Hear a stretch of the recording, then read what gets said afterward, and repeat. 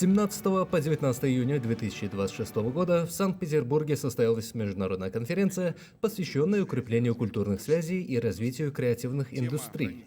Туркменскую делегацию на форуме возглавил министр образования Туркменистана Джумамурат Гурбангильдиев. В мероприятии также приняли участие главы правительств и руководители профильных ведомств из России, Беларуси, Кыргызстана, Таджикистана и Узбекистана. Программа конференции охватила широкий круг вопросов, включая сохранение историко-культурного наследия и расширение гуманитарного диалога.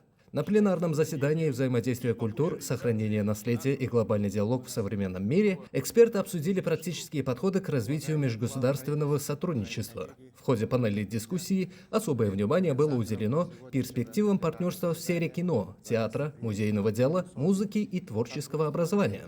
Выступая на форуме, Джумамурат Гурбангильдиев подчеркнул, что в период председательства Туркменистана в СНГ в 2026 году страна придает приоритетное значение гуманитарным инициативам. Он отметил, что, руководствуясь политикой открытых дверей и принципом постоянного нейтралитета, Туркменистан рассматривает культуру как важный инструмент укрепления доверия и взаимопонимания между народами. Участие туркменской делегации в конференции стало подтверждением приверженности страны развитию многосторонних связей. Туркменская сторона подтвердила готовность к расширению культурного обмена, реализации совместных проектов и укреплению профессионального взаимодействия между образовательными и творческими сообществами стран-участниц СНГ. Позволит обеспечить также доступность для молодежи, исследователей, педагогов и широкой общественности.